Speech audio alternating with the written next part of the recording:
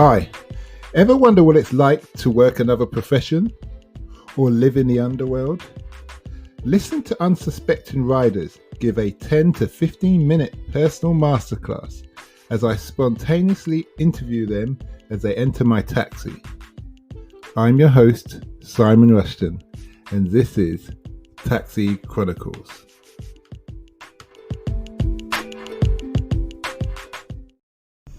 Morning. Yes, we're back with another rider and another episode. Today, we've got a very privileged guy. Well, not guy, very privileged. We are privileged, I should say it like that, because he's an ex-banker / trader. And obviously I am the layman, so if I get it slightly wrong, forgive me. He's going to tell us how he got into the industry, and we're just going to take it from there. So nice to have you here today, Steve. So tell us, how did you, starting from the beginning, when you was at school, what kind of person were you? I was quite loud. Probably teachers always seemed to like me, but I was also slightly naughty. So I was like a juxtaposition of people. I was studious, but at the same point a bit of a dick. Then I went to uni and I did architecture because I thought I was creative, and I realised I wasn't creative in the slightest. So came to graduate and got offered a fair chunk of money to go do to be a broker, a relatively big bank. 3 years. 4 years of architecture. 4 years, yeah. You're speaking to a man who's an ex-site manager. I did it. Okay. I did my Bachelor of Science in construction management and the diploma in construction management. And then you just thought, no, I'm going for something else. Yeah, I struggle. If I'm perfectly honest, I struggle to get a job. It's a tough industry to get into. There's so many people who want to do it, and there's so few interesting jobs out there. When you go for architecture, this is speaking 10 years ago. Okay. So yeah, it could have changed by now. But I was looking at pretty not bad salaries, but not great salaries. And so I thought, do I want to do this and work really, really bloody hard? Because you have to. When you become an architect, you've got to do all the extra things. You've got to do your level 2, your level 3. You've got to do your work placements, etc., or your work time, etc. And I was like, am I really willing to do that, to do a job that I know I'm not going to be particularly good at? So I decided to not really bother pursuing it. There were easier routes for me at that point. I kind of regret it now, because it's way more interesting, isn't it? To be able to go and to build a building or to design a building that someone's going to get use out of every day is fascinating. Yeah, for at least 25 years minimum. Yeah, bare minimum, or you can live in, and you bring children up there, and people have fond memories of it. What I did, when you go into finance, no one gives a fuck what you do. it's you're there. You could be anyone, essentially. It's not exactly the most interesting stuff, but people there's a higher turnover, there's more jobs, there's more people willing to do it, or less people necessarily willing to do it even. So how long were you a trader? I was a broker, so I used to do work on options and various financial products in the Forex market, so it's probably a bit of a tackier market than a lot of other brokers would work in. I worked in it for 5 years. For probably one of the biggest. I won't say their name, but probably one of the biggest, people out there. One of the biggest firms out there. Yeah. Was there? Sorry, go on. No, I had nothing else to say. Okay. Okay. Just rambling. Was there a specific route that, like, so once you got offered the opportunity, which was great, did they say to you, okay, what were your GCSEs, what A levels did you get, or were they just happy with the degree? They wanted a degree. Any kind of degree. Pretty much, which in my personal opinion is it's pointless. It's a tick boxing exercise. You know, they just wanted someone who they knew had gone through the various stages. So, you know, you wanted someone who they knew would be capable of having the knowledge that they needed you to fulfill. But what they actually said to me, you know, on my first day, they were saying, you know, we didn't pick you for your education, we think you're able to do right now. We picked you because you can talk to people, and we think you could build relationships. Whether they're right or wrong about that, you know, that could probably be their view in hindsight. But you know, that was their mentality about hiring. They were wanting people who could converse and talk to CEOs, CFOs at that top level. So whether that's... But that is an important part of any business. Yeah, exactly. So I think... You're the face, or you're a big part. Yeah, exactly. And I think what they're saying was essentially, we can train anyone to do what you're going to do. You know, you can have any old person who keying in stuff at the end of the day, can't you? It might take you an extra couple of weeks to train them, but essentially it's a very easy job. Keying in, what they wanted was what goes with that. The difficult part of the job was, you know, talking to people and bringing them around to your way of thinking and making them think what they're doing, aligning your interests essentially, and making them think what you're suggesting is what's best, even without necessarily saying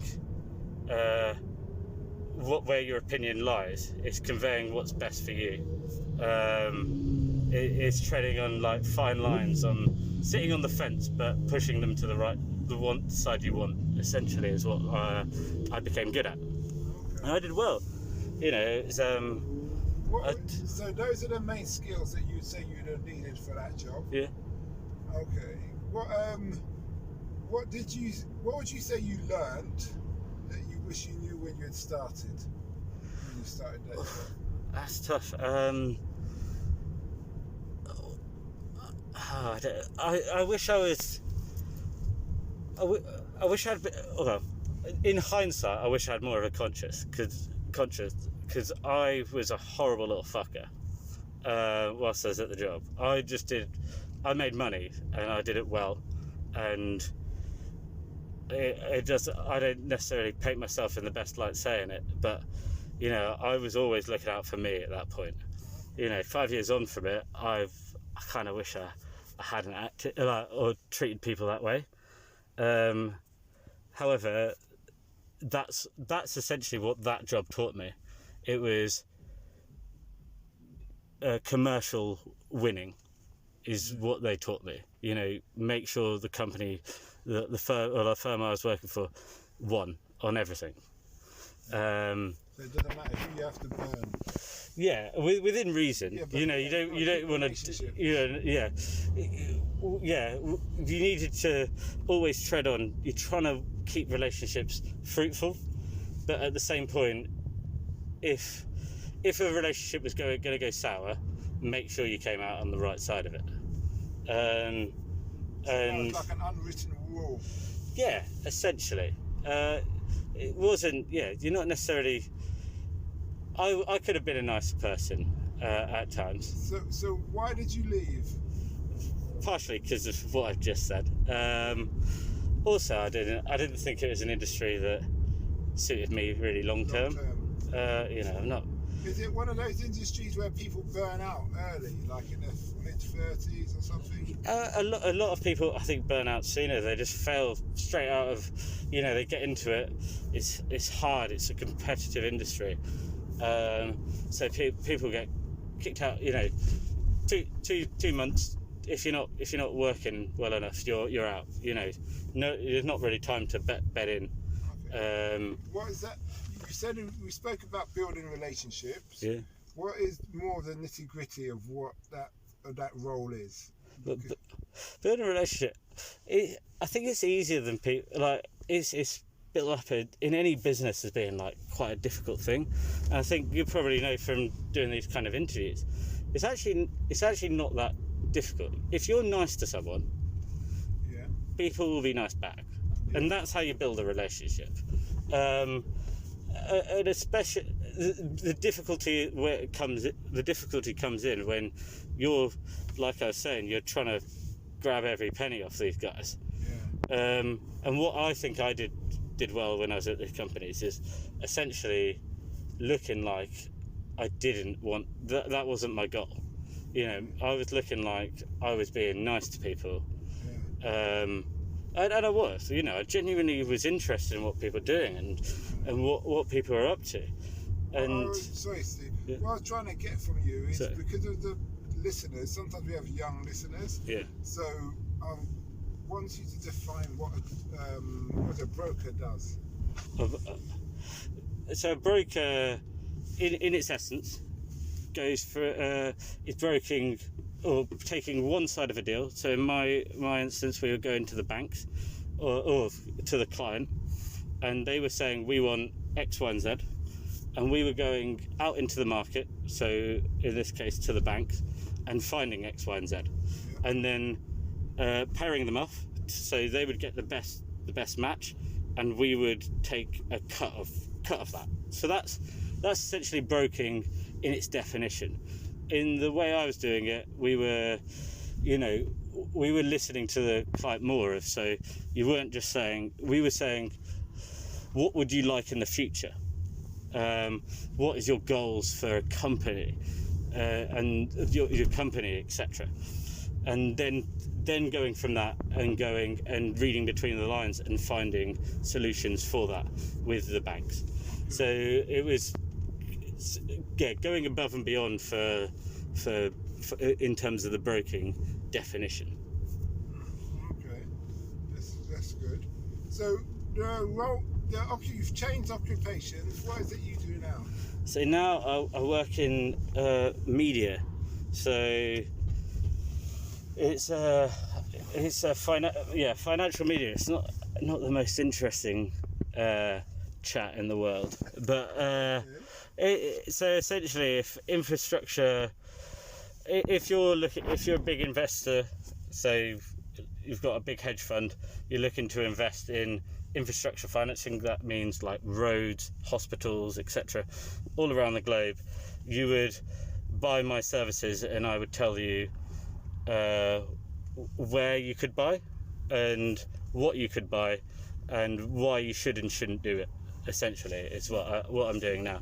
So it's much more of a advisory role, and so you're like a due diligence company.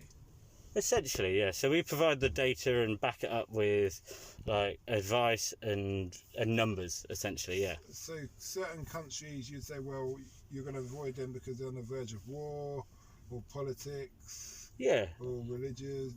Yeah. We wouldn't do it in as straightforward a way as that. We wouldn't say don't invest there because of this. Why?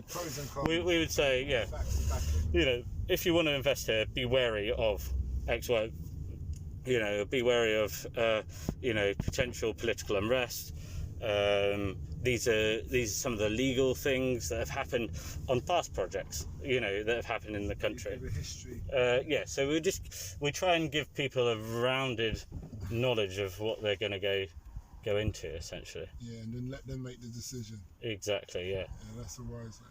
So the reason why I found that very interesting, because I do another podcast, and it's called Africa Investor Stories, because I invested in Africa before. Yeah. I had a gym, a car hire, fleet of tuk-tuks, and a clothing line. And before, when it all collapsed, it's like failed business in essence. It was going very well, but it was politics and some bad business decisions I made because I didn't understand about the culture of the tribes and how much it meant to them. So now I do this podcast and I interview people who've invested in Africa. But what you're saying there is priceless because you don't tell someone not to do something. You just lay out the facts. That's exactly it. And then they make their own informed decision, and then they can work like that. And then if they're going to make a decision that's positive, like yes, you can say, oh, okay, you know the risks. I'm going to guide you the best way we can. Yeah, I think anyone advising anyone to do anything, you know, whether it's go have a kickabout in the park or whatever, you always have to. The bigger the risk, so the financial risk or personal injury risk or etc., the more you have to err on the side of caution. So, for example, like you're saying, if you were going to buy one gym, you may say, look, this is a couple of the issues you've got to look into. Whereas if you're going to go buy 50 gyms, you go, actually, look, there's a lot of things that could go wrong here, because there's a lot more moving parts, isn't there? The more you invest, the more moving parts there are, and therefore the more knowledge you need as an investor to actually be looking into it. Whenever the thing is, it's difficult. This is why European assets in general across the board are so sought after, because the security, this is. You say that's Western European, not Eastern. Yeah, largely. But still, you can if you compare it to the world as a whole, even parts of Eastern Europe, your Poland's and maybe your Slavic countries, they're relatively safe investments now, but only in comparison when you go to your more volatile like South American countries, etc. It's tough. You have to have for any investment, you have to have you have to know the market. You have to have a bit of a glass ball. That's why. So in your office or your company, they're just constantly keeping up to date with what's happening in different places around the world. Exactly. And there's like data. Yeah. And they've got algorithms or they've got systems in place, and they just be able to. Yeah. You can say, okay, we're looking at Ghana, Ethiopia, blah blah. What are these issues, and which is the best one, or and then bam, all comes out. 100%. So you're looking at it's less looking at countries that, like going look at individual countries. We look at more trends. So, for example, renewable energy is obviously it's a vogue topic right now, and we're looking who's doing it well. Where's the money coming from? So for example, in Brazil, it's coming largely from the governments, etc. And how are those projects going? Not particularly well in terms of Brazil, because it's because of the problems they've had over the last couple of years. But and it gives you that kind of build up a picture. So it's not telling you how to make a decision, but it's giving you an idea of what you maybe should be doing. So you can take whatever necessary precautions you. It's telling you what the risk is.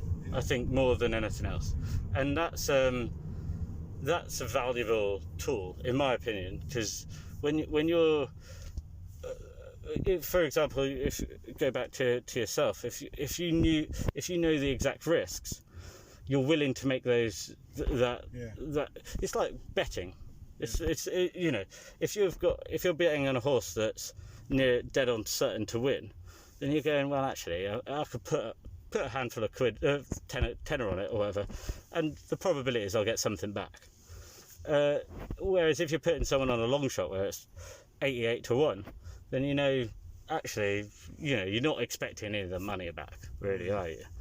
And it's telling you what those odds are, essentially, is what we're doing. Yeah, I see what you mean. I learned with one thing I learned with my business with foresight, that what I know now is what I should have done. And it's funny, so I used to be in the military, and they always say, when you go somewhere, you act like the locals. You watch how they maneuver and what they do. And one of the locals said to me, why don't you just buy the land and build your own gym? And then then you can have flats on the top, or you can live on the top as well. And then if anything goes wrong, you don't have to worry about paying rent. I didn't listen. I should have done that. Yeah. I should have built 9-flat building, 4 stories high, which wouldn't have been too expensive at the time. And I could have built a swimming pool.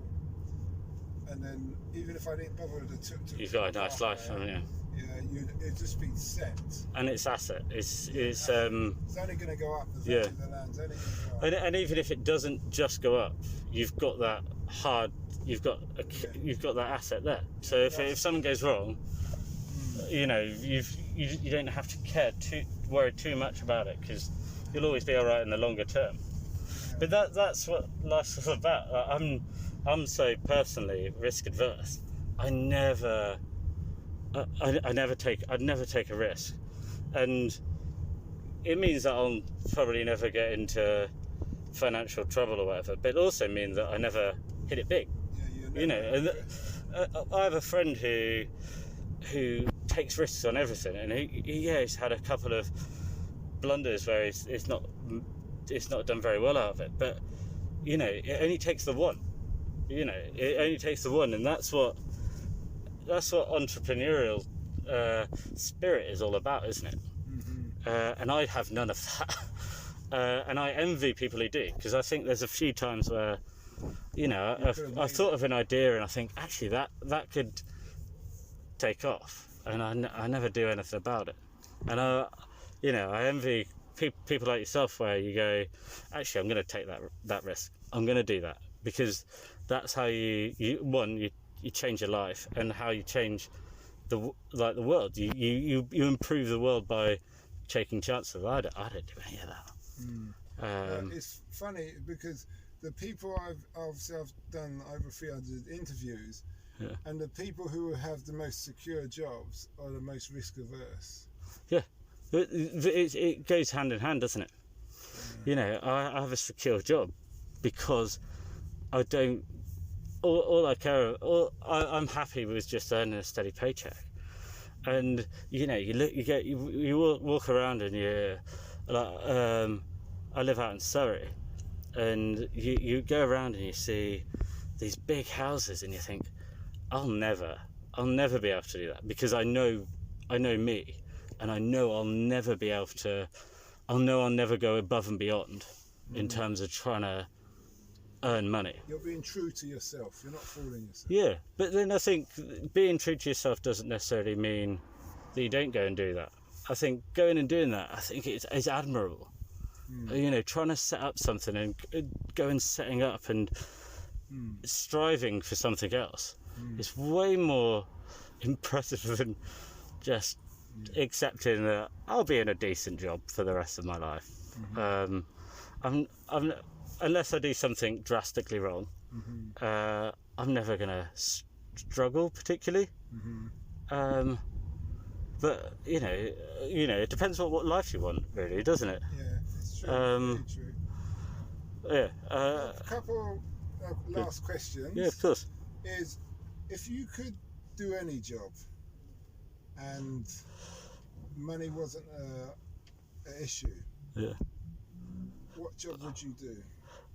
Oh, so whatever money you're getting now, you'd be getting the same, but it doesn't matter what the job is. I'd take football. I was going to say I'd be a footballer or something if money did get brought into it, because I like football and I want to get paid millions of pounds. But this is what I've said to my girlfriend on so many occasions. I'd love to actually have a vocation in life, like something I love. I genuinely don't know. This is I'd love to see something, and see something that I'd like to do, and just run for it. And I would take like you're saying, money's no object in this instance. I would take a significant pay cut to do something I enjoyed. But I don't know what I would. But you just try. But yeah, I work purely to have a hopefully a fun life, and do some stuff that I enjoy. If I could find some, like, let's face it, 60% of your week, when you're awake, you're working. Well, less than that, but a high percentage of the week that you're awake, you're working. How much would you? I'd love to do something that I enjoyed, but I genuinely don't know what fits that bill, and that's a bit sad, I think. For me, you can still try new things. Yeah. And I take it, obviously you're not retired. As long as you've got life, yeah, you can always try new things. I've done construction. I've done the military. I've done kind of mercenary work out on the high seas, living on a ship, and I've had my own business. And right now I'm doing this, along with the consultancy side with my other podcast about investing in Africa. So, for instance, this job, because of the kind of people I meet and who I talk to, it's like, one, it's great networking, but two, it's really, it's more than just, it makes the job something really different. If you see what I mean. You found a job that offers you something you can like. I think is what you've done. Like you enjoy talking to people. From what I've gathered, is you enjoy that aspect of it, and therefore you've turned a job that is quite mundane, and you've turned it into something you want to do by doing the podcast. And I think that's one way of changing, like I was saying, changing something that you want to do into, or that you need to do into something you want to do. And I'd love to find something I'd like. I'd actually genuinely get up every morning and be jumping out of bed. But I struggle to get out of bed by 9:30 and I start work for 8. Okay. But you know what they say, the secret to true success is finding something you love and getting paid to do it. Exactly. This is why I just envy like artists or footballers. Yeah, they're gonna have, or sports people in general.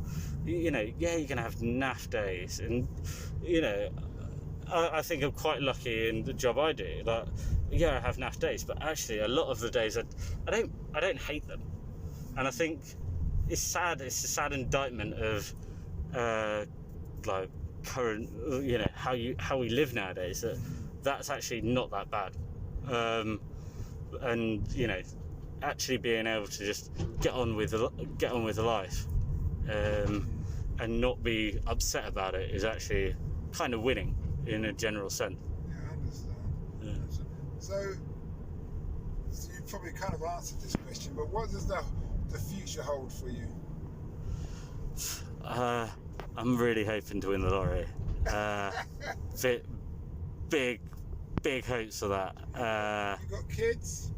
No, I don't want children. Really? No, we may adopt. I've just bought a house with my girlfriend. We don't want children. I don't. No point adopting then if you don't want. Well, no, I don't want young children. Like they don't. I don't get how people, babies and stuff just scare the shit out of me. Whereas out your partner? Yeah, more so. Which I think is a large portion of it. Can I ask you, did you go to state school? No, I was from Norfolk. All my friends went to states, private schools. I went to, just a bog standard state school in Norfolk. But my parents are from the Midlands. Oh, my dad's from the Midlands. My mum's from Yorkshire, and they did not they hated the Norfolk accent. So whenever I started slipping into a bit of a farmery accent, they gave me a bit of a clip around the ear and told me to speak Queen's English, etc. And I've ended up sounding posh, but not being it at all. Because this impression that you give off, and because even though you may be for working class, and I don't mean to say it in a bad way, your mindset is of that public school boy. In that respect, I think that's from working with public school, and also I think my parents worked bloody. They're both teachers. They worked bloody hard to make sure I could get everything from my life, and I'm stupidly proud of them. And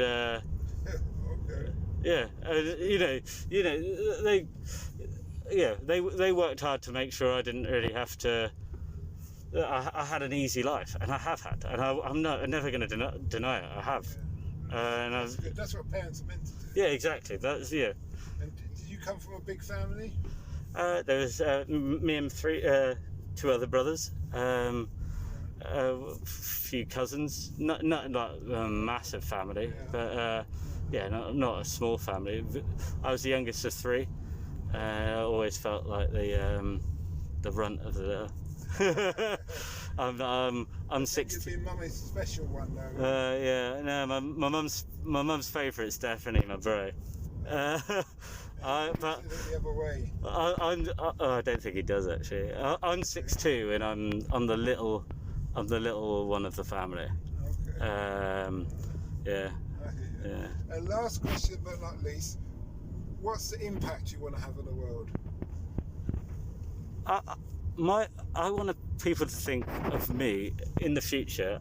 As I said, I would love to have more of an impact than this, like we were saying about the entrepreneurial thing. I don't think I'll be able to necessarily give that. I want people to think of me as just being a nice person and giving a lot of friendly vibes to everyone. I think if you die with everyone thinking that you're a nice person, you've had a very nice life, in my opinion. Okay, that's good. Well, thanks a lot for that. Very interesting subject, and we wish you well on your pursuits in life.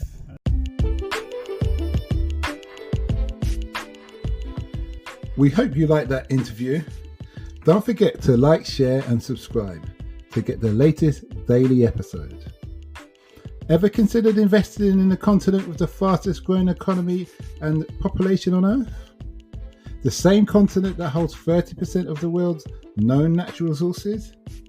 Then listen to our sister podcast, Africa Investor Stories, where you will hear real investors with real stories from around the world share their experience of investing in Africa. We post Monday and Thursday at 10 a.m.